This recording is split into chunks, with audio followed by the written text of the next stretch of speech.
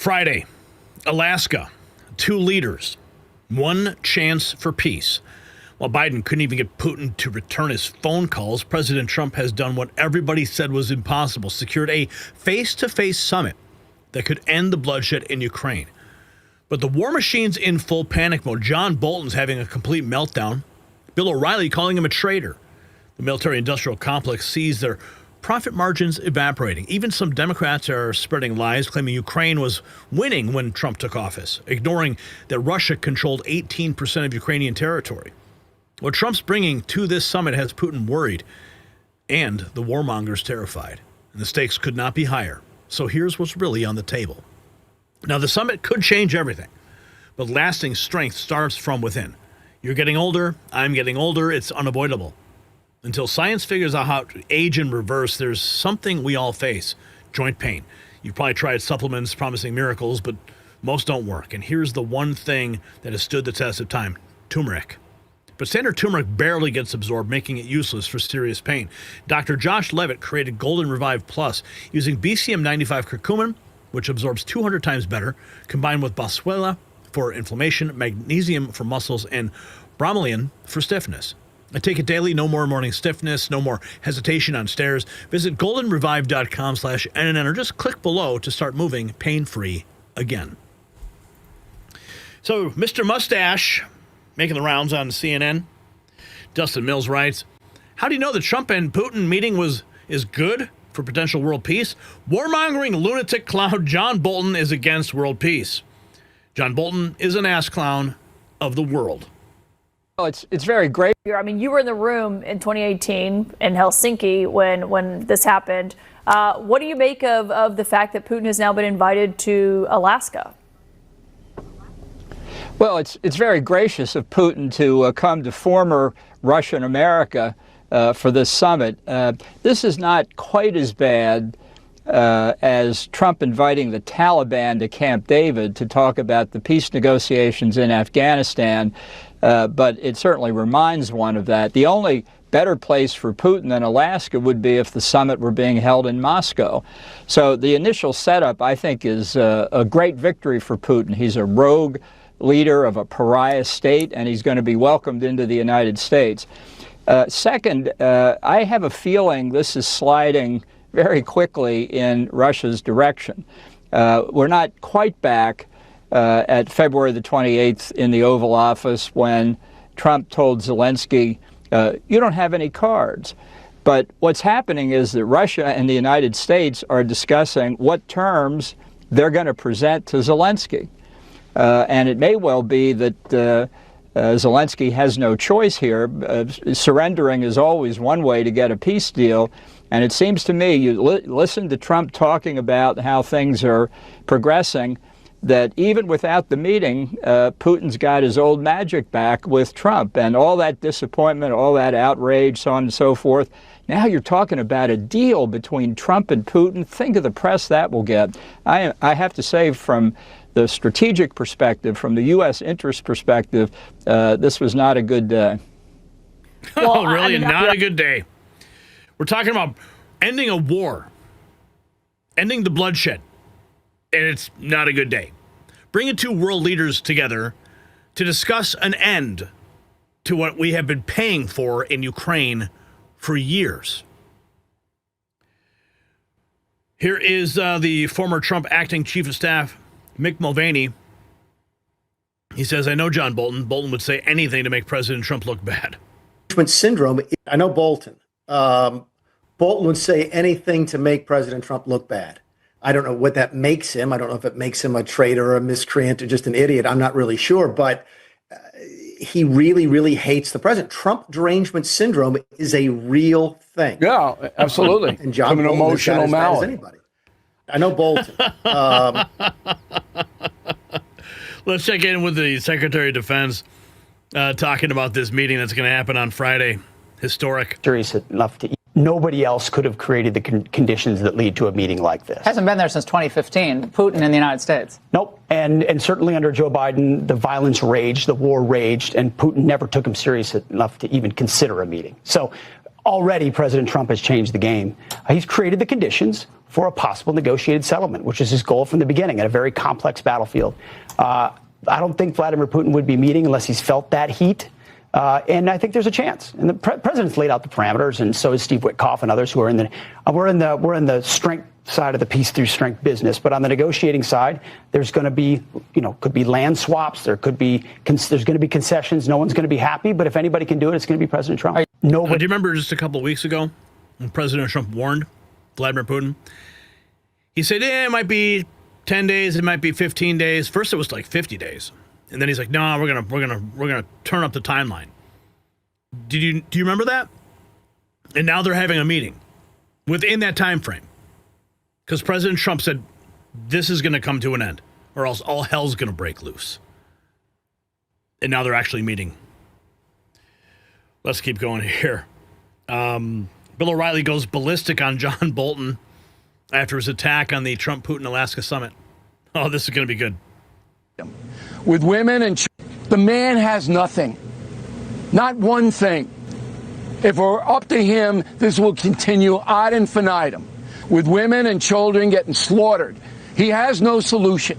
Let me point out that the Taliban did come, and for 18 months, there was not one American killed in Afghanistan. You get that, Ambassador?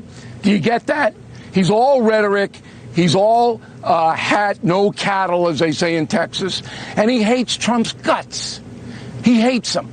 He doesn't want him to succeed. So he'd rather have death and destruction in Ukraine than for Donald Trump to succeed.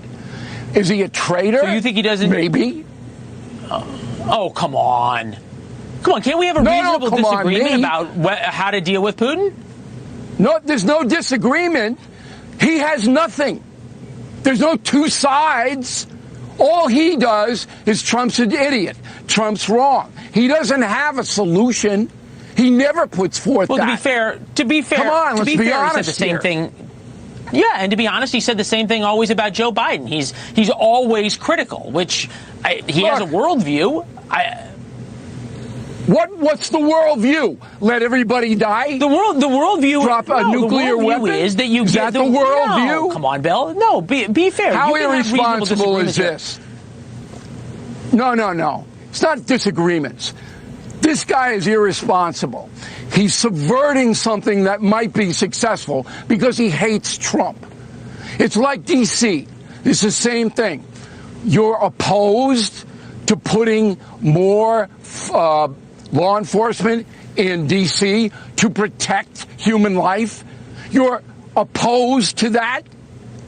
This is crazy. Well, we're dealing with that. And a lot of other journalists. Wait a minute. You and a lot of other journalists, it's a false equivalency. Oh, it's a disagreement. There's no disagreement. He's got nothing, Bolton. Well, zero. Let me just okay. And people are dying for a second. Okay, people are dying. I don't think anybody wants the war in Ukraine to continue. Do you disagree that how the war in Ukraine ends matters? What is Bolton? How's he going to end it? How? I'm not asking you. Don't know. I'm asking you. Do you hold on? Do you agree that how the war in Ukraine sanctions ends matters? on Vlad? You bleed Vlad economically through the banking system, the world banking system. That's how you do it. Okay? Right. Look, and to be fair, zero. Joe Biden never would do that. Joe Biden would never do that. We have Democrats on the show who, he never did that. No, and Trump is willing to do more. But there's a difference between being willing to do more and actually doing it. I contend to you that how the war in Ukraine ends matters.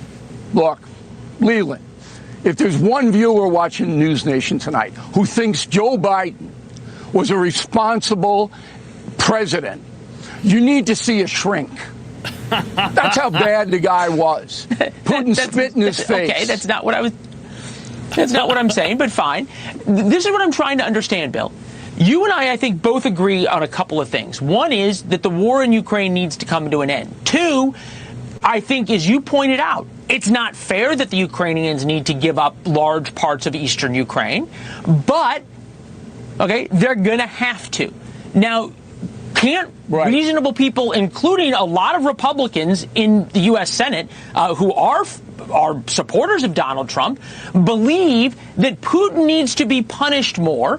Because if he gets a deal of, okay, he gets half of eastern Ukraine, he's just going to do what he always does, which is invade 6 months from now or restart the offensive in a year. How do you prevent that? Define punish more. What do you want to do? Airborne in there? You want to nuke them? What do you want to do? No, I think it's the point you just made, which is cripple his economy. Where the sanctions and on that's China, what Trump, sanctions on Russia. That's where we're heading. But you're not going to hear that from Bolton. All Bolton does is want to corrode the process. It makes me so angry because people are dying. This is not a game. So does it? So if people are dying, the man has Leland Vittert, man, getting roasted by Bill O'Reilly on his own show. Let's check out what President Trump had to say at the Kennedy Center Friday. Will Russia face any consequences if Vladimir Putin does not agree to stop the war after your meeting on Friday? Yes, they will. Yeah. What will the consequences There will be be? consequences. Sanctions, tariffs? There will be, I don't have to say, there will be very severe consequences, yes. There will be consequences. And here we have the Democrat Congressman Meeks claiming Ukraine was winning the war against Russia before Trump's inauguration. This is misleading by every metric. So clearly, you are not in favor of this meeting happening without our European allies and Ukraine at the table. President Trump said yesterday that if he is unhappy with what was Putin at the table when Zelensky showed up at the White House? Come on. Putin says he may leave, and that'll be the end of it. Does that quell any of your concerns? Because what again is happening is the United States is not standing up for our allies and not standing up with Ukraine. You know, when we were giving Ukraine what it needed, they were completely holding off Russia. In fact, they were winning. It is when some of my Republican allies in the House and in the Senate decided to stop funding and giving the Ukrainians what they need. And that's when the tide started to shift to a large degree, and Russia continued its aggression in a very big way. What we should be talking about, and I hope that some of my Republican colleagues would join on to my bill, which is stronger either than the Graham and the Blumenthal bill, which puts sanctions directly on Russia, not on third parties like India, and which does give the Ukrainians the kind of equipment that it needs, like ATACMS, so that it can knock out some of the weapons that the Russians are utilizing to attack Ukraine. That's what we were doing when we were giving them what they needed to defend themselves. And what happened? Nothing. Russia controlled 18% of Ukraine's territory, including Crimea and Donbas strongholds, with Ukraine 2023 counteroffensive reclaiming less than 0.3 of the land. Severe funding delays and soldier shortages forced Ukraine to lower draft standards, conscripting men up to 60 years old. Russia's relentless offensive and foreign support outpaced Ukraine's defenses, misrepresenting this, risk distorting critical policy debates. If you got value from this report, tap subscribe. My final thought is next. So this is what leadership looks like. Okay? The defense secretary nailed it. Nobody else could have created these conditions. Under Biden, the violence raged, the war raged, and Putin wouldn't even take his calls. Now Trump has him coming to the table in Alaska, and he's not coming empty-handed. When asked if Russia will face consequences for refusing peace, Trump answered one word: yes. The war lobby's losing their minds. Bolton is ranting. The neocons are panicking. Even Bill O'Reilly is asking if Bolton's a traitor for wanting more death and destruction just to see Trump fail. Congressman Meeks lying about Ukraine winning before Trump. They controlled 18% of the territory and were bleeding out. Friday's summit will test whether peace through strength beats endless war profits. So here's my question. Is Bolton a traitor for opposing peace? Drop a yes or no down below, and you can check out our merch shop linked in the description.